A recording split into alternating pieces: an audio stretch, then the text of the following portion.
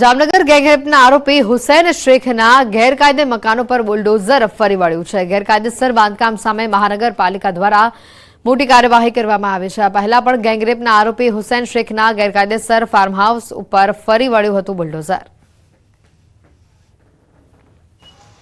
અને આ ઉપર લગભગ 6 થી 7 ગુના છે, જેમાં આર્મ્સ એક્ટ અને એનડીપીએસ ના ગુના પણ છે આના ઉપર।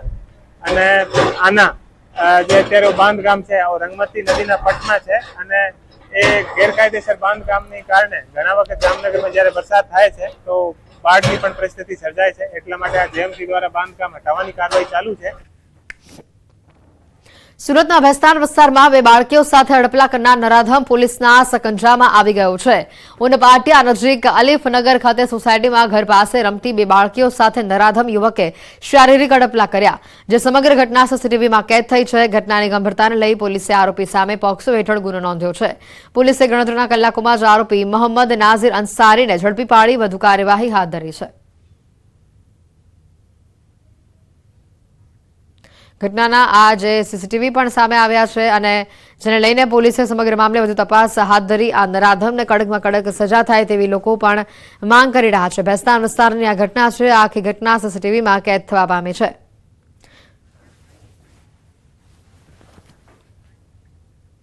પોલીસ સ્ટેશન વિસ્તારમાં ઉનપાટિયા વિસ્તાર છે, એમાં આ જે બાળકીઓ જે છે એમના પેરેન્ટ્સ સાથે ત્યાં રહે છે અને એ ઘરના આગળના પેસેજમાં બાળકીઓ અને બીજા નાના બાળકો હતા, બધા રમતા હતા। એમાં આ ઈસમ જે છે આરોપી ત્યાં આવી અને આ બાળકીઓ પૈકી બે બાળકીઓ સાથે છેડતી કરી, શારીરિક અડપલા કર્યા। એ અનુસંધાને આ ક્રિમિનલ કેસ દાખલ થયેલો છે। તપાસ કરતા આરોપી મળી આવેલ છે, પોલીસે ડિટેન કરેલો છે। આરોપીનું નામ છે મોહમ્મદ નાઝીર મોહમ્મદ સગીર અંસારી। એની ઉંમર 26 વર્ષ છે અને એ સનામિલ પાસેના સંચા ખાતામાં નોકરી કરે છે અને આરોપીને ડિટેન પણ કરી લીધેલો છે અને હાલમાં ગુનાની તપાસ ચાલુ છે। તો હાલ આરોપી સામે પોક્સો હેઠળ ગુનો દાખલ કરવામાં આવ્યો છે અને વધુ કડકમાં કડક સજા થાય તેવી લોકો માંગ કરી રહ્યા છે। સુરતના દિલ્હી બ્રિજ નીચે રહેતો અને છૂટક મજૂરી કરી પરિવારનું ગુજરાન ચલાવતા યુવકે આપઘાતનો પ્રયાસ કર્યો છે। બેકારી અને આર્થિક મુશ્કેલીને લઈને અંતિમ પગલું ભરવાનું યુવકે નક્કી કર્યું। બ્રિજ ઉપરથી આપઘાત કરવાનો પ્રયાસ કરતા જ લોકોએ પોલીસને જાણ કરતા પોલીસની એક ટીમ ત્યાં પહોંચી હતી અને આ યુવકને બચાવી લીધો હતો। પોલીસ સ્ટેશન લઈ જવામાં આવ્યો અને ત્યાં તેનું કાઉન્સેલિંગ કરવામાં આવ્યું। મહિદરપુરા પોલીસે યુવકને સમજાવી પરત મોકલ્યો હતો।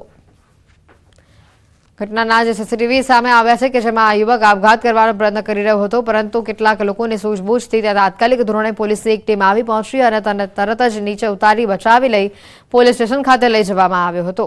ઘટનાના આ સીસીટીવી વાયરલ થયા છે। સુરતના દિલ્હી બ્રિજ નીચે આ યુવકે આપઘાતનો પ્રયાસ કર્યો હતો। ગુનાહિત પ્રવૃત્તિ રોકવા દાહોદ પોલીસ ટેકનોલોજીની મદદ લઈ રહી છે। લૂંટના કિસ્સાઓ માટે કુખ્યાત ખગેલાથી બથવાડા ટોલ નાકા સુધીનો 75 કિલોમીટરનો નેશનલ હાઈવેનો માર્ગ હવે સૌથી સુરક્ષિત હાઈવે બન્યો છે। હાઈ રેઝોલ્યુશન ડ્રોન કેમેરાથી ઇન્દોર અમદાવાદ નેશનલ હાઈવે ઉપર થાય છે નાઇટ પેટ્રોલિંગ। 75 કિલોમીટરના આ વિસ્તારમાં 10 કિલોમીટરે પોલીસ સહાયતા કેન્દ્ર પણ શરૂ કરાયા છે। ડ્રોન મારફતે પેટ્રોલિંગ બાદ હાઈવે પર લૂંટના કિસ્સા ઘટ્યા છે। ગાંજો, ડોડા સહિત નશાકારક પદાર્થો ઘટ્યા। 14 નાસ્તા ફરતા આરોપી ઝડપાયા અને માનવ મૃત્યુદરમાં પણ નોંધપાત્ર ઘટાડો થયો।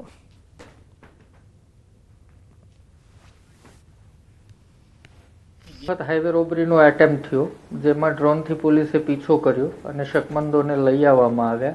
ત્યારબાદ એક પણ હાઈવે રોબરીનો કિસ્સો દાહોદ જિલ્લામાં બન્યો નથી। આમ ડ્રોનની મદદથી આશરે 1,60,00,000 રૂપિયા જેવું ડ્રગ્સ પકડાયું છે।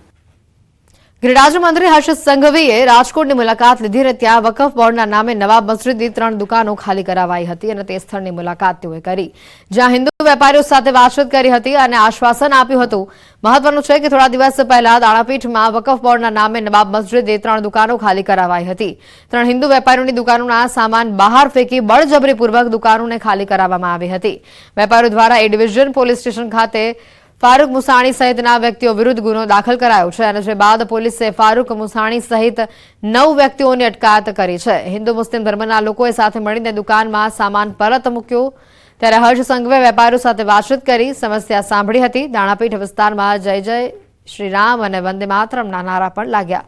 જે બેઠકમાં સ્થાનિક ધારાસભ્ય રમેશ રટીલાળા, રાજ્યસભાના સાંસદ રામ મોકરિયા, ધારાસભ્ય ઉદય કાનગડ, ડોક્ટર દર્શિતા શાહ આ સહિતના લોકો હાજર રહ્યા હતા. રાજકોટના દાણાપીઠમાં સાહેબ રૂબરૂ આવ્યા, મને પાસે બોલાવીને પૂછ્યું કે આ બધું કેવી રીતે થયું, એ બધી વિગત જણાવી. સાહેબે કીધું કે અમે બધા તમારી સાથે જ છીએ, ભવિષ્યમાં આવું કોણ ન થાય એના માટે અમે પૂરેપૂરી મહેનત કરશું. રાજકોટમાં CM Bhupendra Patel chamber of કોમર્સના સ્નેહમિલનમાં મોટી જાહેરાત કરી છે. સીએમએ રાજકોટમાં કન્વોકેશન સેન્ટરની જાહેરાત કરી. મુખ્યમંત્રી ભૂપેન્દ્ર પટેલે જણાવ્યું કે કન્વેન્શન સેન્ટરની તમારી માંગણી છે તો હવે અમે પણ આપી જ દઈએ તમને. કન્વેન્શન સેન્ટર માટે જેટલી જગ્યા તમે ઝડપથી શોધો એટલી ઝડપથી સરકારની તૈયારી છે. વધુમાં સીએમએ સૌરાષ્ટ્રના ભરપૂર વખાણ પણ કર્યા અને કહ્યું કે વર્લ્ડને હચમચાવે તેવું સૌરાષ્ટ્ર છે. પથ્થરને પાટું મારી એમાંથી પૈસા ઉભા કરે તેવી તાકાતવાળા વ્યક્તિઓ છે. અને ગુજરાત સરકાર કોની જોડે આશા રાખે? તાકાતવાળા વ્યક્તિ જોડે જ આશા રાખે ને, બાકી તો સરકારને આપવાનું જ છે. વર્લ્ડને હચમચાવે એવું સૌરાષ્ટ્ર છે અને પછી કિંમત ને પૈસાની ક્યાં વાત આવે એમાં?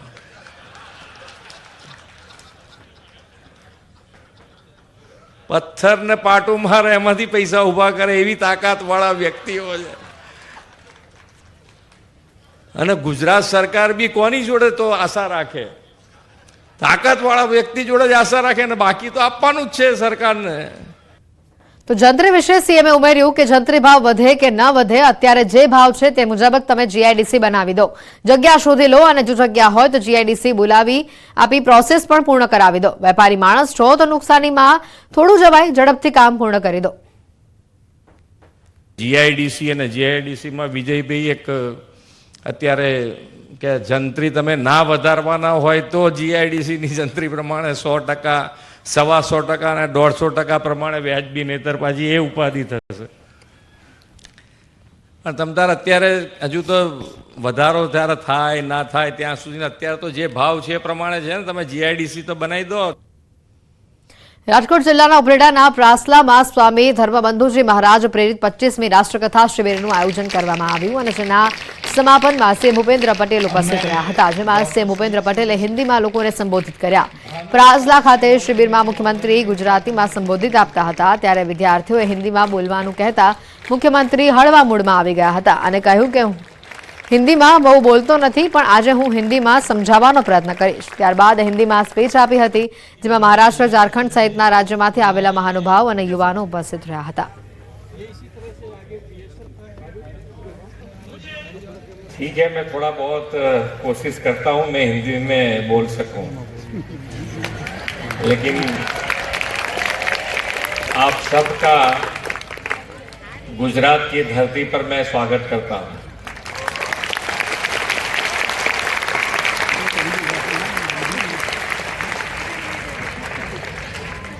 मेरा प्रवचन गुजराती में रहता है, लेकिन मैं पढ़ के भी गुजराती में लिखा है, लेकिन मैं कोशिश करता हूँ कि ये हिंदी में आपके सामने रख सकूं. समाचारों में हाल रोकाईશું એક બ્રેક માટે.